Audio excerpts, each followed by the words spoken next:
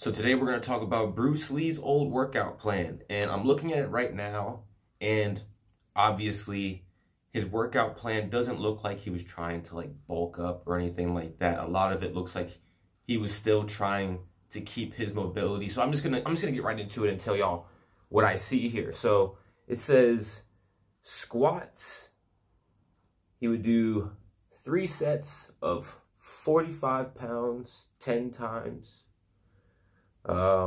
He did French presses, 4 sets of 64 pounds 6 times. He would do, what is that? Oh, incline curl, 4 sets, 35 pounds 6 times. He did French press, 4 sets, 64 pounds 6 times. Something called the con curl, 4 sets, 35 pounds 6 times. Push-ups, he would do that 3 sets of 70 to 80 10 times. He would do 2-handed curls, it looks like 3 sets, 70 to 80 pounds 8 times. 2-hand curl, 3 sets, 70 80 pounds 8 times. Tricep stretch, 3 sets, 3 pounds 8 times. Dumbbell circle, 4 sets, 16 pounds. It looks like, oh, INF. I'm guessing that means infinity. He did reverse curl, 4 sets, 64 pounds, I think, 6 times. Wrist curl, 4 sets, 64 pounds, infinite. Wrist curl, 2, 4 sets, 10 pounds, infinite. Then he'd do sit-ups, 5 sets, body weight, 12 times. Calf raise, 5 sets, body weight, 20 times. So like I said, it doesn't look like he was trying to bulk up or anything. Of course, as a martial artist, he was trying to keep his mobility, but that is it's a solid workout plan.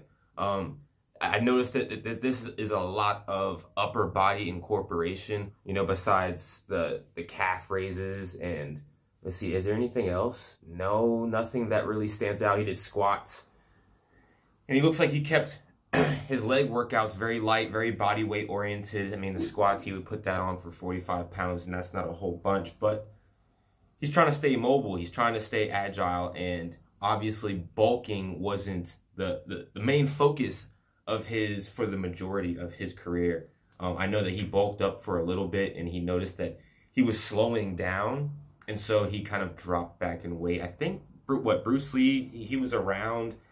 I know that he would fluctuate between like like the high 130s to like about 150, 155 maybe. I know that if I'm not mistaken, he's gotten as heavy as what, like 160 something. I think he liked to be around that between that 140 and 150 range. And it leads me to the question of, do you think Bruce Lee would have been successful in today's martial arts competition world?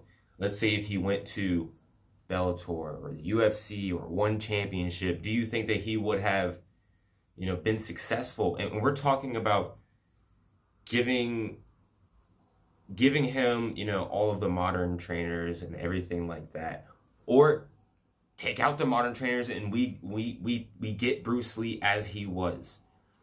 Do you think he would have been able to be successful? And to be honest, people, I really don't know. I think that he had the genetics to possibly do something. I think he was athletic enough. His speed was there. His power was there. His mental, as far as knowledge of the martial arts game, was there. But I know there wasn't a whole bunch of proof of him having a lot of competition experience. What do you guys think? Do you think that Bruce Lee would have done well? Comment down below, because I always go back and forth about this. I always say, yeah, I mean, he could have.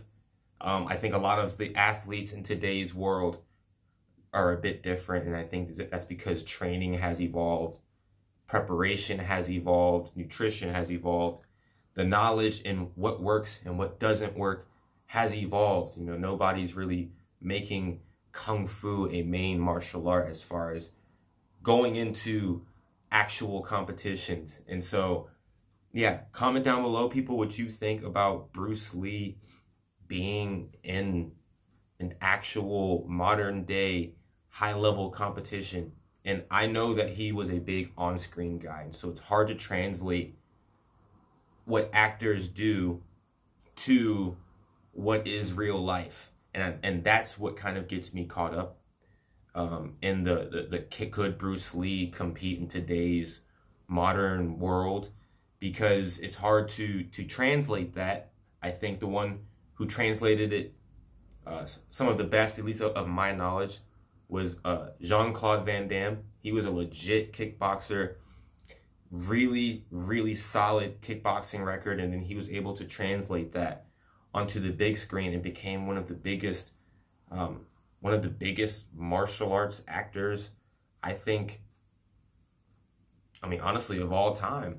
Bloodsport was a crazy. That was one of my favorite films. I really don't know if he could do it. However, I know that his workout plan was amazing. His ability to take care of his body was amazing.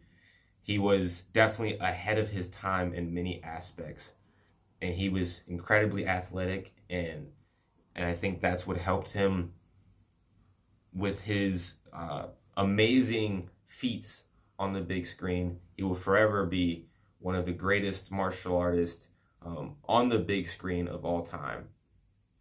And I think he's like the Michael Jordan, where it's like of martial arts, where it's like it's hard to really say otherwise, that he's maybe the greatest in everyone's eyes. I mean, my top three are Bruce Lee, Jackie Chan, and Jet Li. Jet Li is one of my personal favorites. And so that's all I've got for y'all for today. Comment down below, subscribe, hit that like button. This is the best fight channel on YouTube, and I'll catch you guys in the next one. Peace.